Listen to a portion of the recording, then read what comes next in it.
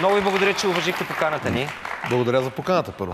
Наистина ли жена ви е казала, че като сте се запознали приличате на Робърт Редфорд? Тогава, може би преди 25 години съм приличал. Може ли да разкажете историята, ако има такава и ако е нещо по-дълго? Ако е дълго, няма да ни стигне времето. Това бяха точно времената след 10 ноември, когато... Ето ви, да. Да. Това е снимка от преди 5 години. Тук не си приличаме. Всъщност ви давате негова млада снимка, пък аз съм от преди 5-6 години, когато за пореден път спирах цигарите, нали? Колко пъти така с цигарите? Сега от 1 януари поне още 2-3 пъти. Малко като с Марк Твен. Нали? Малко като Марк Твен, но все пак аз издържам малко повече от него по една седмица. Тогава се правеха тези независими дружества, студентските стачки. Това е точно началото на 90-та година. И се запознахме по разни митинги, студентски стачки, протести и така нататък. Нещо, така ако може да се каже, получи се една връзка и в последствие брак на революцията. Пак за съпругата ви. В едно интервю съпругата ви Русица казва, че се чувства като момиче на Бонд. Не се ли притеснявате, че Джеймс Бонд може да се окаже македонец в някакъв момент? Джеймс Бонд, не са се сетили вашите колеги в Скопие, не са го обявили за македонец. Те доказаха, че Обама е македонец от малко по-мъргав произход от кварталите на Битоля. И за Майкъл Джексън имаше подобни. За Майкъл Джексън, разбира се, един Джеймс Бонд ли? Ще ни попречи. Миналата година на кандидат в президентските избори взе почти 1%. Направим впечатление, че голяма част от тези гласове са разпределени в курортни градове. Не случайно се заглеждам, просто да не сбъркам, Балчик, Банско, Чепеларе, Копривщица. Да не би да имаш интересни истории от лагери или просто курортни градове? Понеже предаването е весело и аз съм весел човек, може би в тези градове са ме запомнили с повече така по-добро. Точно по-голям колорит, да, точно с това питаме. Кандидатът ти за вице пък бе шефката на Менса. Да. Ти изследва ли си твоето IQ? Откак се запознах с нея, честно казвам, се притеснявам от това. Се притесняваш, защото... Притеснявам се от това да си направя един такъв тест. Да. Защото все пак, когато си партнираш с най-умната жена в света, както обявиха западните медии, и шефката на Организацията на умните хора, макси един тест, при който няма да се окажеш по-умен от нея, би ме комплексирал. Смяташ ли, че примерно в парламента има такава нужда от IQ тест на повечето народни представители в момента, естествено? Парламента, преди да стигнат депутатите до IQ теста, има нужда от някои други тестове. Първият е психотест. Защото... То се държи за шофьорска книжка, нали? Не. То се държи за това да получиш правото да ползваш оръжие и за много други неща, но сега, когато човек се явява за шофьор, когато кандидатства да това да си вземе, да речем, оръжие да се отбранява, психотест. Станеш депутат, може да си пълен идиот, но пак да станеш. Така че първо психотеста,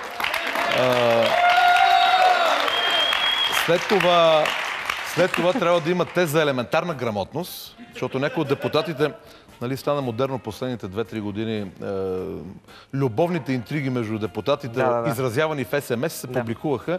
Видях, че имат и доста правописни грешки. Там мога да ги оправдам, че се пише на латиница. Що може да пишеш на кирилица? Въпрос на избор е. Аз не вярвам, че ако си грамотен да пишеш с българската азбука, ще сбъркаш някоя друга буква. Както и да е. След това те за елементарна грамотност. Не, просто стана смешно. Да не кажа друго, наблюдавал съм една част от тях, стоят по 2-3 мандата в българския парламент и не се научават да говорят книжовен български език, което най-малкото е уважение към институцията. Или към самия себе си най-малко. И вече, както вие споменахте, последният тест трябва да бъде теста за интелигентност. Нали? Така все пак трябва да покрият един минимум, защото, примерно там колко беше под 150 точки, означало, че си пълен дебил. Надявам се, че поне голямата част от тях ще го покрият. Умните, нахалните, красивите и богатите ли успяват най-вече в политиката? За съжаление успяват нахалните и тези, които са безгръбначни. Така е, за съжаление в България така. Атака според вас защо се разпадна? Криза на средната възраст ли е това нещо? Тези, които напуснаха в голямата си част, са доста така млади, без да си наясно какви са техните идейни разбирания и действително за какво влизат в парламента. Като подбереш такава плява, се получава това, което се случва. Добре, разговорът ни ще продължи, само да погледнем едни реклами и си продължаваме с Краси Каракачанов.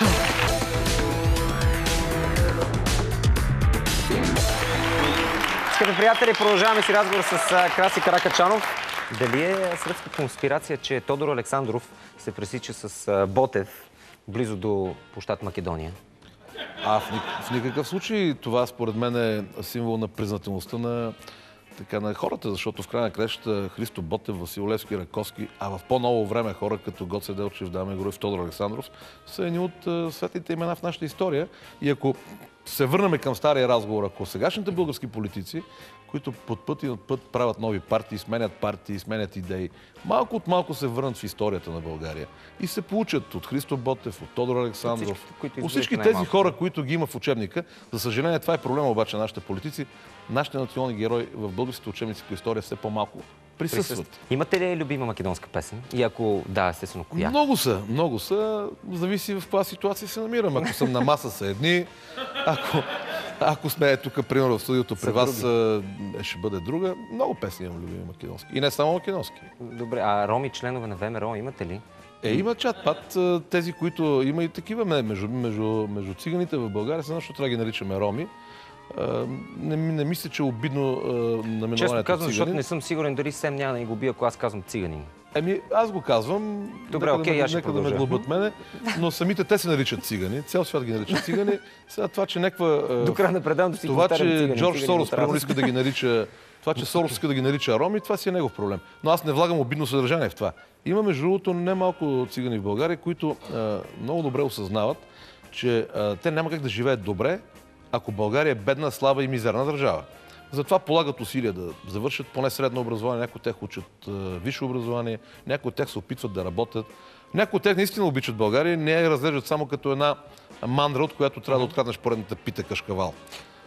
За съжаление. Предлага ли се ти подкуп като депутат?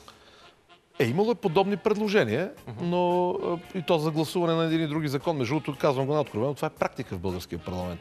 Всички тези закони, които наричаме лобистки... Не знам, не го взех. Да. Той предлагал, не са предлагали цифри. Чувал съм за различни неща. Истината е, че лобизма в България, в Съединените щати лобизма е едно нещо. Там си има официално регистрирани лобистки организации, които идват при депутата Хикс, Y и Z и му обясняват предимство на този закон или поправките в еди кой си закон. Но те не получават пари за това нещо. Ако се предлага подкуп, когато си депутат... Тук е по-простия. Не можеш да се оплачеш, примерно. А защо след това да се каже? Вие сте чули вълк да се оплаква, когато му падне да изяде едно хубаво агънце. Не сте го взели, това имам предвид. На кой да се оплачеш? Как да го докажеш? Да. Просто, то се започва с опипване. Дай да видим сега това дали може да стане по този начин.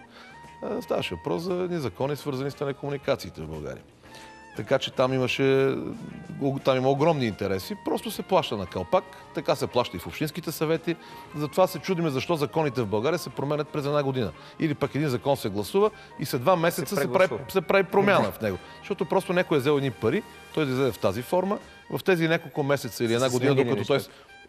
Един или няколко човека са направили една голяма далавера от така наречения... И повече няма нужда от това. И този закон дори да няма нужда, той е дори противопоказан и вреден и го променят. Не ви ли омръзна да се занимавате с политика? Някой път ми омръзва, но пък в края на краищата никога не се уморявам да казвам това, което мисля, да го казвам по начина, по който аз мога да се изразявам. Не ми пука, защото, както се казва, много неща са се говорили за мен, но 2 неща не са се говорили никога за мен, че съм бил крадец и обратен. Така че не ми пука. Това е вярно, между другото. Или това не сме чули. Какво правите, когато не работите? Как се почиваш? Когато не работя, обичам да чета книги и най-вече обичам да ходя по планините. Между другото, за мен планината е мястото, в което човек, или поне аз се разтоварвам най-добре. Когато човек излезе сам, аз ходя сам в планината. Когато човек излезе сам в планината и видиш, примерно, един голям връх или нещо природно като забележителност, си задаваш простия въпрос. Това е от 1000 години преди мен и ще остане 1000 години след мен. И осъзнаваш как човека всъщност е една пионка, която си е въобразила, че може да променя природата, може да унищожава. Природата не го връща. То така и в политиката. Всеки си мисли, че 4-те години мандат са вечни и гледа, както се казва, да удари кьоравото. Да, след това му се връща. А вие сте обществена личност. Можете ли да си спомните кое е най-странното нещо, което непознат човек ви е казвал на улицата? Много неща имало. Те са били под формата на някакви предложения. Примерно под формата на майтап. Не брак, предполагам. Не, брак не. Брак не. Но, примерно, един човек преди години дойде и ми предложи, той беше абсолютно сериозен, ми предложи решение на формулата да решим езиковия спор между България и Македония. А какво е било неговото решение? Ами човека предложи да въведем есперанто като език в двете държави и няма да спориме, нали? Имало е много така интересни неща. Има доста смешни. Примерно идвали са наследници на стари български царе, които казват, сега трябва парламента да гласува, аз да стана цар. Какъв е този Симеон, бившия, дето беше тук, той не е цар. Смешни работи имало. Имало и интересни предложения, но мен последните години ме дразни един въпрос, който ми задават много хора в България. Те ми задават въпроса кога ще се оправиме или кога ще ни оправите. Това е като най-хубавият въпрос от сутрешен блок. Къде отиде десното пространство? И аз на тези, които ни питат кога ще ни оправите, им отговарям и те ви оправят 22 години. Когато започнем да мислиме като хора, като българи, когато почнем да мислим по-прагматично и по-разумно, а не емоционално, тогава ще се оправиме. Тогава и другите ще ни оправят, ама не по този начин. Мисля, че това е много хубаво за финал. Много ви благодаря, че ни бяхте на гост. Аз благодаря за поканата. Красимир Каракачанов. Благодаря. Всичко добро. В началото на предаването ви благодарих достатъчно, така че сега няма да го правя. Майната ми на мен, но може да опитате да живеете малко като по-добри хора. Не всичко е загубено. Уважаеми, истински ми се иска да вярвам в това. Прекрасна вечер и утре може да се събудите с усмивка. Не е толкова трудно. Айде!